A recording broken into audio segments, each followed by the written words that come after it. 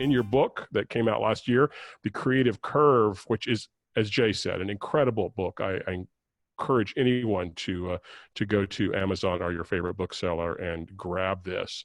But I love, Alan, how you break the association between genius and creativity, and that you say, you know what, you don't have to be genius to be powerful in a creative standpoint. Talk a little bit more about the creative curve, and especially that topic that really resonated with me, because I am no genius. Yeah, so the book stemmed from a conversation I started having with marketers about 5 years ago, where I would talk to marketers and I'd hear things like, oh, I'm not that creative, or I'm not that person. And I started to get frustrated because I'm originally from New Jersey, so I get frustrated a lot, but I generally have this sort of sense of that creativity is a learnable skill. And I realized through a lot of the work I was doing that actually most people don't believe this. And so what happened was I gave a talk at a conference about some of the mythologies around creativity and some of the stories of creative genius we've told throughout time, like Mozart, Picasso, Steve Jobs, and how really what we've been told is a sort of Hollywood marketing PR version of creativity. And we've internalized a lot of the stories from sort of a marketer's version of the creative process. And we've told ourselves things like, oh, like Mozart popped out of the womb playing the piano, which is comical. Like he had a helicopter dad who hired for him the best music teacher in Europe and made him practice 3 hours a day, 7 days a week, starting at the age of 3. Like you too would become a half decent piano player. And so this idea of creativity has really gotten warped by sort of popular media. And so the talk sort of spiraled into a book, and the book is split up into 2 halves. So the first half is sort of myth busting the notions around creativity. And the second half, I interviewed about 25 living creative greats, so billionaires, Oscar winners, Tony Award winners, Michelin star chefs, about their creative process and how they learned to become more creative. And so to answer your question specifically, what I think is really fascinating is that this concept of genius, we typically tie it in with the idea of IQ. And when they do tests where they take the same group of people and they test both IQ and creative potential, what they find is that once you have an IQ of about 104, there's actually no correlation between IQ and creative potential. And the thing there is that an IQ of 104 is literally about average. So IQ is normalized in a bell curve with 100 in the middle. So if you have an IQ of 104, like about half the world is smarter than you. So this is not, 100,000 people. This is not 100 million people. There's literally billions and billions of people with the same creative potential. But yet there's a big gap between the amount of creative potential there is and creative achievement.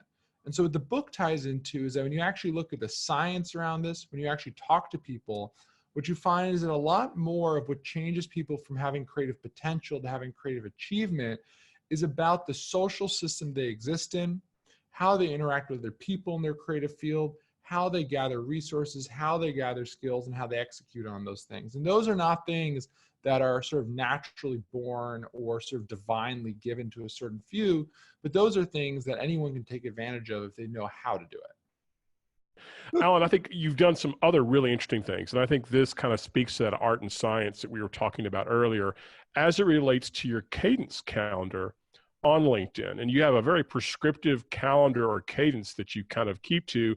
Mondays are general content, Tuesdays are a video, Wednesdays an article, which seems a little bit more heavy and kind of thought leadership-esque. Thursday's video, Friday general content. Talk a little bit about kind of why you created that. It may be just because of necessity and needing to spread out the video content, but I'm sure with your analytical mind, sir, that there has been a lot of science and measurement that has been put into this calendar. So one of the interesting things about LinkedIn that's unique among the social platforms is they have an engineering culture that's very much about learning and sharing. And so they have an engineering blog, which about every 6 months, there's usually at least one article about the LinkedIn feed algorithm where they're actually describing how it works. And you can go and find all these, like they're still up there. And they're really fascinating because they're very, sort of transparent about what are things that works. And so one of the things sort of early on that I read in one of these, sort of technical blogs they put together was that variability of content's important. And so I started mixing up my content and doing different types. And I found that if I mixed up my content, all of the content started to perform better. And so I sort of iterated and I found that, for me, 2 videos a week was about the max. It seemed like my audience would get excited about. Once you got more than that, it felt a little repetitive. And then the articles on Wednesday, again, like the article has a longer tail. So doing one a week, it usually gets engagement for an entire week. So it's really good. And then Mondays and Fridays are a bit of a grab bag. But recently what I've been doing for the last 2 months, which has been working well, is Monday I sort of try to ask my community a question. So I try and ask a thought-provoking question. I think this week it was about remote work and like what would you want to work fully remotely, fully in an office, or a mix? And that usually gets hundreds of comments, lots of engagement. I think Monday got something like 55,000 impressions. And then Friday is usually sort of a random thing. I think today I didn't post because I didn't have a good idea. And so what I found that's really interesting is that over time, though, these things sort of change and they morph, and what works well and what doesn't work well, it's constantly changing, because LinkedIn is like every other platform, there's the sort of inner culture. And the thing which is funny is right now is I've always been a big advocate for doing content on LinkedIn that's more authentic, right? More human to human, more video, sort of lower fi. But recently I've been thinking that there's a lot of white space on LinkedIn for more higher production show quality content. And so I'm playing around with a few ideas there where it's, could we create content that's 3 to 5 minutes long that has a better production value? Because there's a lot of people now doing interviews on LinkedIn, and it's starting to become a lot more crowded. And I think even though I have sort of a loyal community and an audience there, I think it's time to maybe shake things up too. How important do you think use of headlines and hashtags have been to your success? So LinkedIn is really interesting on 2 fronts. So one is that they have a content fold break after 2 lines, and there's a continue reading. And so you have to have in those first 2 lines an engaging enough headline or sort of teaser to get people to either click read more, or to watch the video, or do whatever. So I've always prioritized that and made sure that it makes sense, it's clear, it's descriptive. I try not to do anything that's tricky. I don't like when people do sort of like, clickbait type things, but I think there's a big gap between clickbait and a bad headline. There's a lot of stuff sort of in the middle.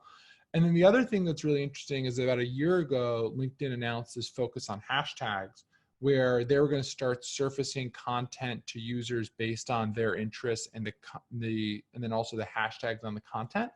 And what's cool about LinkedIn is you actually on the left of your main feed, there's actually a link to explore hashtags, and you can see all of the major hashtags on LinkedIn, and it actually shows you the count of how many people have followed each hashtag.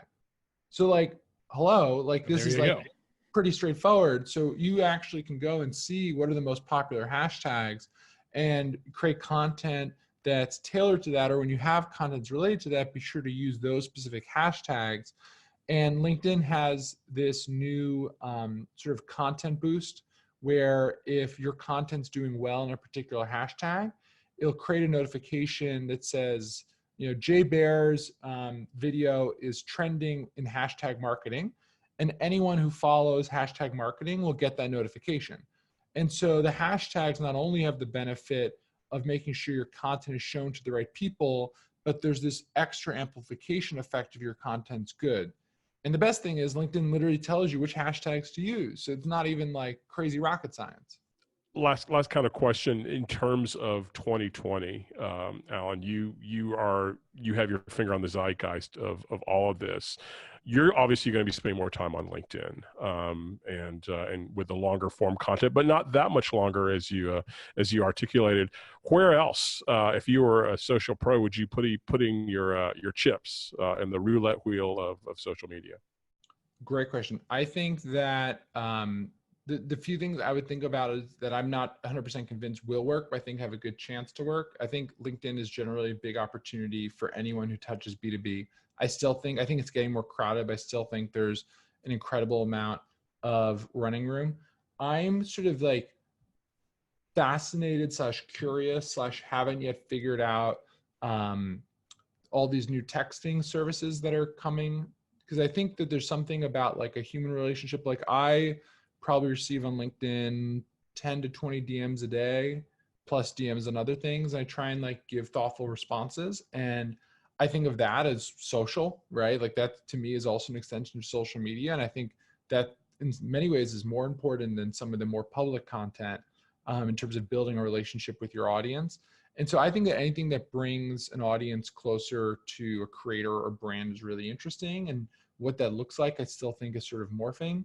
I'm sort of interested in email newsletters generally, although I think that it's starting to get a little bit crowded.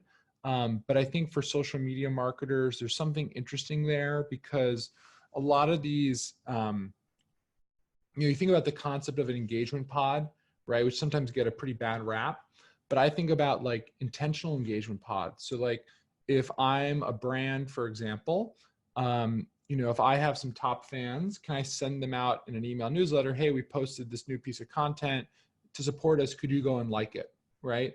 And I think about email newsletters as a way to potentially extend social and maybe even create that own sort of intentional engagement pod or other things like that. So those are the things that I'm sort of interested in. I generally think that in sort of influencer marketing, which I think is an extension of social, I think B2C is sort of overextended, but I think B2B influencer marketing is like going to go wild. I've seen a couple campaigns, I've done a couple campaigns, and I just think like the amount of money that B2B brands spend on, demand generation and paid advertising, I think 3 years from now, we're going to be talking about all these big companies with multi-million-dollar B2B influencer marketing budgets, and that's barely even started.